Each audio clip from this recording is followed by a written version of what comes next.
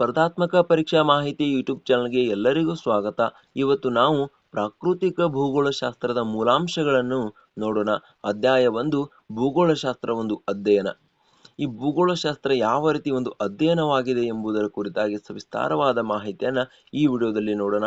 ವಿಡಿಯೋವನ್ನ ಕೊನೆವರೆಗೂ ನೋಡಿ. ಯಾಕಂತಂದ್ರೆ ಈಗ ಪ್ರಚಲಿತವಾಗಿ ಬರ್ತಕ್ಕಂಥ ಪ್ರತಿಯೊಂದು ಪ್ರಶ್ನೆ ಪತ್ರಿಕೆಗಳು NCERT ಬುಕ್ಸ್ ನಿಂದ ಮಹತ್ವವಾದ ಮಾಹಿತಿಯನ್ನ ಒಳಗೊಂಡಿರ್ತವೆ.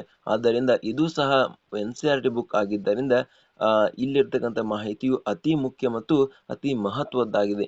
ಇದು ಪ್ರಥಮ PUCಯ ಒಂದು ಭೂಗೋಳಶಾಸ್ತ್ರ ಅಧ್ಯಯನವಾಗಿದ್ದು, ಪ್ರಥಮ PUC ಮಕ್ಕಳಿಗೆ ಮತ್ತು ಸ್ಪರ್ಧಾತ್ಮಕ ಪರೀಕ್ಷೆಗಳನ್ನ ಫೈಟ್ ಮಾಡ್ತಕ್ಕಂಥ ಎಲ್ಲ ವಿದ್ಯಾರ್ಥಿಗಳು ಅತ್ಯಂತ ಮಹತ್ವವಾದ ಮಾಹಿತಿಯಾಗಿದೆ.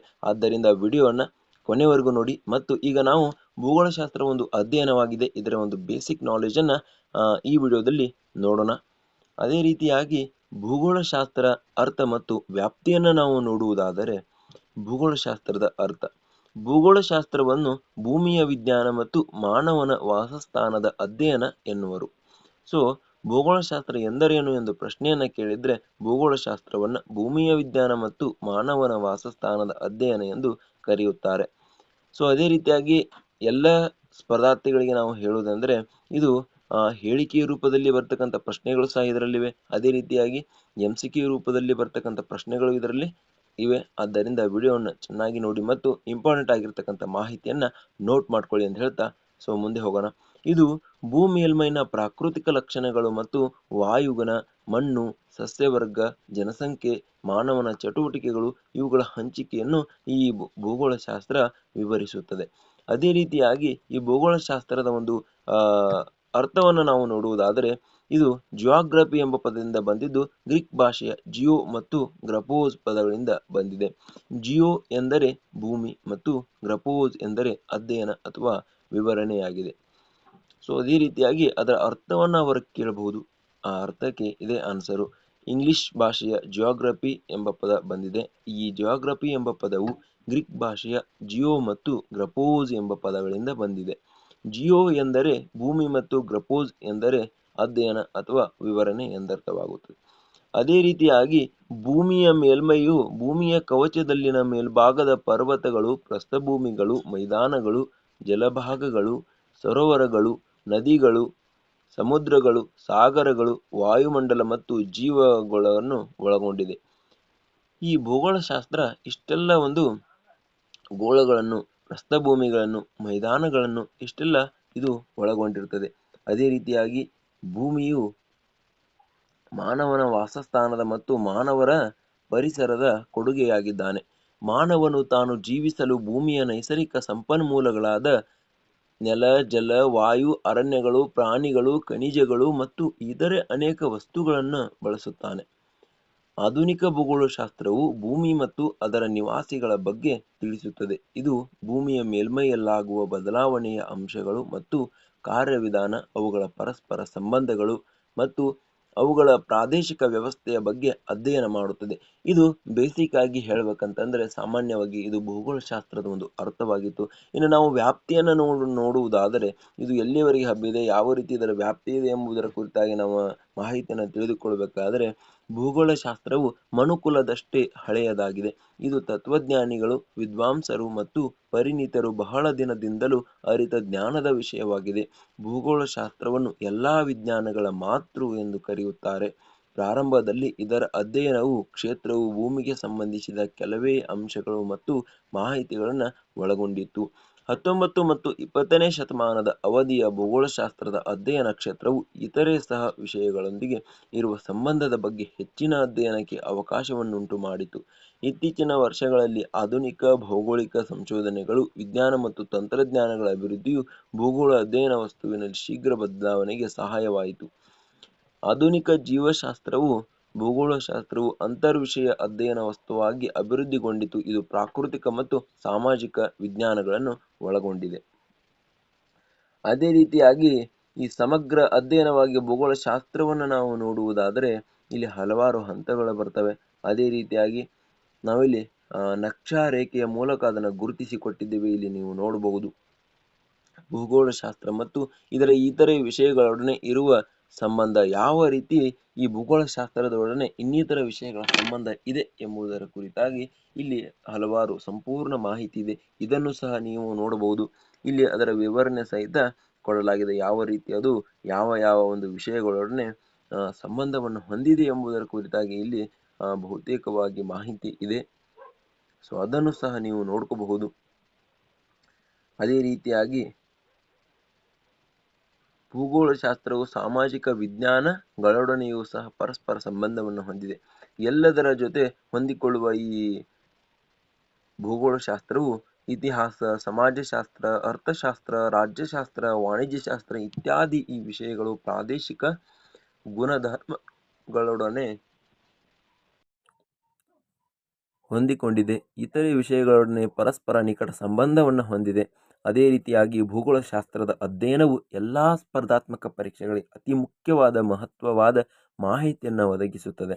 ಅದೇ ರೀತಿಯಾಗಿ ಭೂಗೋಳಶಾಸ್ತ್ರದ ಒಂದು ಶಾಖೆಗಳನ್ನು ನಾವು ನೋಡುವುದಾದರೆ, ಭೂಮಿಯ ಮೇಲಿನ ಚಲನಾತ್ಮಕವಾದ ಪ್ರಾದೇಶಿಕ ಅರಿವನ್ನು ಸ್ಪಷ್ಟವಾಗಿ ತಿಳಿಯಲು ಭೂಗೋಳಶಾಸ್ತ್ರವೊಂದೇ ಪ್ರಾಕೃತಿಕ ಮತ್ತು ಸಾಮಾಜಿಕ ವಿಜ್ಞಾನಗಳಿಗೆ ಅಧ್ಯಯನ ವೇದಿಕೆಯಾಗಿದೆ. ಅದು ಅಂತರ್ವಿಷಯ ವಿಜ್ಞಾನಕ್ಕಾಗಿ ಹಲವಾರು ಶಾಖೆಗಳನ್ನು ಒಳಗೊಂಡಿದೆ. ಕ್ರಮವಾದ ನಿರೂಪಣೆಯ ಆಧಾರದಿಂದ ಭೂಗೋಳಶಾಸ್ತ್ರವನ್ನು ಪ್ರಮುಖವಾಗಿ 2 ವಿಭಾಗಗಳಾಗಿ ವಿಂಗಡಿಸಲಾಗುತ್ತದೆ: ಪ್ರಾಕೃತಿಕ ಭೂಗೋಳಶಾಸ್ತ್ರ, ಮಾನವ ಭೂಗೋಳಶಾಸ್ತ್ರ. ಸೊ ಎಲ್ಲರಿಗೂ ಏನು ಹೇಳಬೇಕಂತಂದರೆ, ಸ್ಪರ್ಧಾತ್ಮಕ ಪರೀಕ್ಷೆಗಳಲ್ಲೂ ಕೇಳ್ತಾರೆ ಯಾವ ರೀತಿ ಭೂಗೋಳಶಾಸ್ತ್ರವನ್ನು ಪ್ರಮುಖವಾಗಿ ಎಷ್ಟು ವಿಭಾಗಗಳನ್ನಾಗಿ ವಿಂಗಡಿಸಲಾಗಿದೆ, ಅಥವಾ ಈ ಪ್ರಥಮ PUC ವಿದ್ಯಾರ್ಥಿಗಳಿಗೂ ಸಹ ಇದು 2 ವಾಕ್ಯದ ಒಂದು ಪ್ರಶ್ನೆಗಳಲ್ಲಿ ಬರ್ತದೆ. ಆದ್ದರಿಂದ ಇದನ್ನು ನೋಟ್ ಮಾಡ್ಕೊಳ್ಳಿ. ಸೊ ಮೊದಲನೇದು ಪ್ರಾಕೃತಿಕ ಭೂಗೋಳಶಾಸ್ತ್ರ. ಈ ಪ್ರಾಕೃತಿಕ ಭೂಗೋಳಶಾಸ್ತ್ರ ಎಂದರೇನು ಎಂದು ಪ್ರಶ್ನೆಯನ್ನು ಕೇಳಿದರೆ, ಇದು ಪ್ರಾಕೃತಿಕ ಪರಿಸರದ ಬಗ್ಗೆ ತಿಳಿಸುತ್ತದೆ ಅಥವಾ ಸ್ವಾಭಾವಿಕವಾಗಿ ನಿರ್ಮಾಣವಾಗಿರುವ ಭೂಮಿಯ ಪ್ರಾಕೃತಿಕ ಅಂಶಗಳನ್ನು ತಿಳಿಸುತ್ತದೆ. ಇದರ ಅಧ್ಯಯನದ ಅನ್ವಯ ಪ್ರಮುಖ ಭಾಗಗಳೆಂದರೆ ಭೂರಚನಾಶಾಸ್ತ್ರ, ಭೂಮಿಯ ಲಕ್ಷಣಗಳು ಮತ್ತು ಸ್ವರೂಪಗಳು; ವಾಯುಗುಣಶಾಸ್ತ್ರ, ವಾಯುಗುಣ ವಾಯುಮಂಡಲದ ಪರಿಸ್ಥಿತಿ ಮತ್ತು ವಾಯುಗುಣದ ಬದಲಾವಣೆ; ಹವಾಮಾನದ ಪರಿಸ್ಥಿತಿಗಳು ಮತ್ತು ಹವಾಮಾನದ ಬದಲಾವಣೆ; ಸಾಗರಶಾಸ್ತ್ರ, ಸಮುದ್ರಗಳು, ಮಹಾಸಾಗರವು, ಸಾಗರ ತಳದ ಭೂಸ್ವರೂಪ, ಸಾಗರಗಳ ನೀರಿನ ಲಕ್ಷಣಗಳು, ಸಾಗರ ನೀರಿನ ಚಲನೆಗಳು ಇತ್ಯಾದಿ ಆಗಿವೆ. ಮಣ್ಣಿನ ಭೂಗೋಳಶಾಸ್ತ್ರ ಬಗ್ಗೆ ನಾವು ನೋಡುವುದಾದರೆ, ಭೂಮಿಯ ಮೇಲಿನ ಮಣ್ಣುಗಳ ರಚನೆ, ಹಂಚಿಕೆ, ಫೆಡಾಲಜಿ ಇದು ಪ್ರಾಕೃತಿಕ ಪರಿಸರದಲ್ಲಿನ ಮಣ್ಣಿನ ಅಧ್ಯಯನವಾಗಿದೆ. ಸೊ ಅದೇ ರೀತಿಯಾಗಿ ಈ ಮಣ್ಣಿನ ಅಧ್ಯಯನಕ್ಕೆ ಏನೆಂದು ಕರೆಯುತ್ತಾರೆ ಎಂದು ಪ್ರಶ್ನೆಯನ್ನು ಕೇಳಿದರೆ ಇಲ್ಲಿ ಕೊಟ್ಟಿದ್ದಾರೆ ನೋಡಿ, ಫೆಡಾಲಜಿ ಎಂದು. ಸೊ ಫೆಡಾಲಜಿ ಇಲ್ಲಿದೆ ನೋಡಿ, ಫೆಡಾಲಜಿ ಮಣ್ಣಿನ ಅಧ್ಯಯನಕ್ಕೆ ಫೆಡಾಲಜಿ ಎಂದು ಕರೆಯುತ್ತಾರೆ. ಸೊ NCERT ಬುಕ್ಗಳನ್ನು ಯಾಕೆ ಓದಬೇಕಂತಂದರೆ, ಪ್ರತಿಯೊಂದು ಮಾಹಿತಿಗಳು ಇಲ್ಲಿ ಲಭ್ಯವಿರುತ್ತವೆ. ಆದ್ದರಿಂದ NCERT ಬುಕ್ಗಳನ್ನ ಓದಿದರೆ ನಿಮಗೆ ಬೇರೆ ಯಾವುದೇ ಪುಸ್ತಕಗಳನ್ನು ಓದುವ ಅವಶ್ಯಕತೆ ಇಲ್ಲ. ಸೊ ಅದೇ ರೀತಿಯಾಗಿ ಮಾನವ ಭೂಗೋಳಶಾಸ್ತ್ರದ ಬಗ್ಗೆ ನಾವು ನೋಡುವುದಾದರೆ, ಇದು ಮಾನವ ಮತ್ತು ಆತನ ಚಟುವಟಿಕೆಗಳನ್ನು ತಿಳಿಸುವುದಲ್ಲದೆ ನಿರ್ದಿಷ್ಟವಾಗಿ ಸಾಂಸ್ಕೃತಿಕ ಪರಿಸರ ಅಂಶಗಳು ಅಥವಾ ಮಾನವ ನಿರ್ಮಿತ ಲಕ್ಷಣಗಳನ್ನು ಬಿಂಬಿಸ್ತದೆ. ಅದೇ ರೀತಿಯಾಗಿ ಅಷ್ಟೊಂದು ಮಾಹಿತಿ ಅದಕ್ಕೆ ಸಂಬಂಧಿಸಿದೆ. ಅದೇ ರೀತಿಯಾಗಿ ನಾವು ಭೂಗೋಳಶಾಸ್ತ್ರದ ಶಾಖೆಗಳನ್ನು ನಾವು ನೋಡುವುದಾದರೆ, ಪ್ರಾಕೃತಿಕ ಭೂಗೋಳಶಾಸ್ತ್ರ, ಮಾನವ ಭೂಗೋಳಶಾಸ್ತ್ರ. ಈ ಪ್ರಾಕೃತಿಕ ಭೂಗೋಳಶಾಸ್ತ್ರದಲ್ಲಿ ಭೂರಚನಾಶಾಸ್ತ್ರ, ವಾಯುಗುಣಶಾಸ್ತ್ರ, ಸಾಗರಶಾಸ್ತ್ರ, ಮಣ್ಣಿನ ಭೂಗೋಳಶಾಸ್ತ್ರ ಇಷ್ಟೊಂದು ಮಾಹಿತಿಗಳು ಇಲ್ಲಿ ಶಾಖೆಗಳು ಬರ್ತವೆ. ಮಾನವ ಭೂಗೋಳಶಾಸ್ತ್ರದಲ್ಲಿ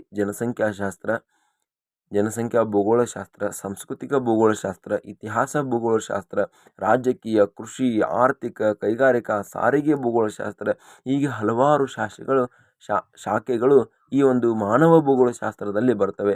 ಅದೇ ರೀತಿಯಾಗಿ ನಾವು ಜೀವ ಭೂಗೋಳಶಾಸ್ತ್ರದಲ್ಲಿ ನಾವು ನೋಡುವುದಾದರೆ ಸಸ್ಯ ಭೂಗೋಳಶಾಸ್ತ್ರ ಮತ್ತು ಪ್ರಾಣಿ ಭೂಗೋಳಶಾಸ್ತ್ರ ಎಂದು 2 ಶಾಖೆಗಳು ಬರ್ತವೆ.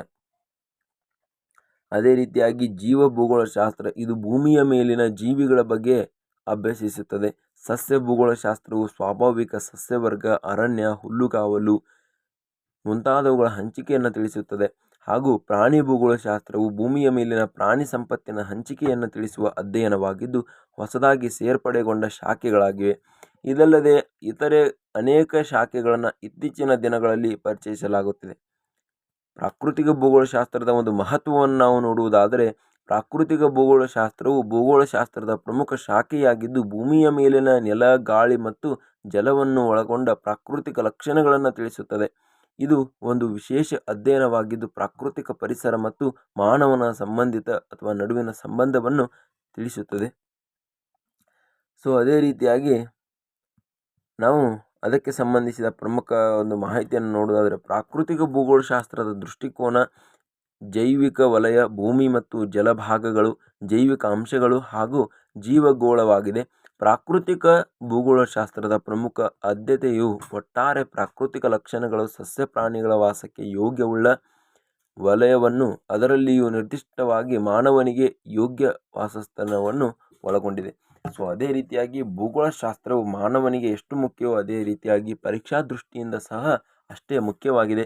ಆದ್ದರಿಂದ ಇದಕ್ಕೆ ಬಳಸುವ ಪ್ರಮುಖ ಪದಗಳನ್ನು ನಾವು ನೋಡುವುದಾದರೆ, ಭೂರಚನಾಶಾಸ್ತ್ರ, ವಾಯುಗುಣಶಾಸ್ತ್ರ, ಸಾಗರಶಾಸ್ತ್ರ, ಹವಾಮಾನಶಾಸ್ತ್ರ, ಮಣ್ಣಿನ ಭೂಗೋಳಶಾಸ್ತ್ರ, ಪ್ರಾಣಿ ಭೂಗೋಳಶಾಸ್ತ್ರ, ಇಷ್ಟೆಲ್ಲ ಇದಕ್ಕೆ ಬಳಸುವ ಒಂದು ಪದಗಳು ಆಗಿವೆ.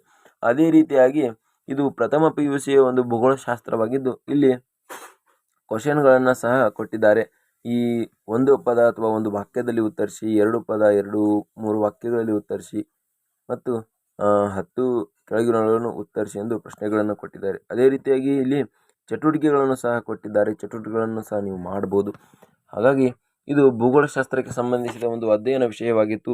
ಈ ವಿಡಿಯೋ ಇಷ್ಟವಾದರೆ ಲೈಕ್ ಮಾಡಿ, ಶೇರ್ ಮಾಡ್ಕೊಳ್ಳಿ, ಸಬ್ಸ್ಕ್ರೈಬ್ ಮಾಡ್ಕೊಳ್ಳಿ. ಅದೇ ರೀತಿಯಾಗಿ ಇವತ್ತು ನಾವು ಮೊದಲ ಅಧ್ಯಯನವನ್ನು ನೋಡಿದ್ವಿ.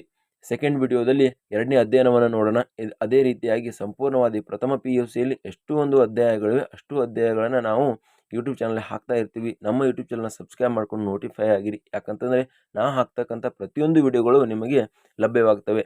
ಈ NCERT ಎಷ್ಟು ಮುಖ್ಯವಂತಂದರೆ, ಪದೇ ಪದೇ ನಾನು ಯಾಕೆ ಹೇಳ್ತಾ ಇದ್ದೀನಿ ಅಂತಂದರೆ, ಈ NCERTಯಲ್ಲಿ ಇರ್ತಕ್ಕಂಥ ಪ್ರತಿಯೊಂದು ಮಾಹಿತಿಯನ್ನು ನೀವು ಓದಿದ್ದೇ ಆದರೆ ಸ್ಪರ್ಧಾತ್ಮಕ ಪರೀಕ್ಷೆಗಳಲ್ಲಿ ನೀವು 100% ಸಕ್ಸಸ್ ಆಗ್ತೀರಾ. ಹಾಗೆ ಅದೇ ರೀತಿಯಾಗಿ ನಮ್ಮ ಚಾನಲ್ ಜೊತೆ ನೋಟಿಫೈ ಆಗಿರಿ. ಎಲ್ಲರಿಗೂ ಧನ್ಯವಾದಗಳು.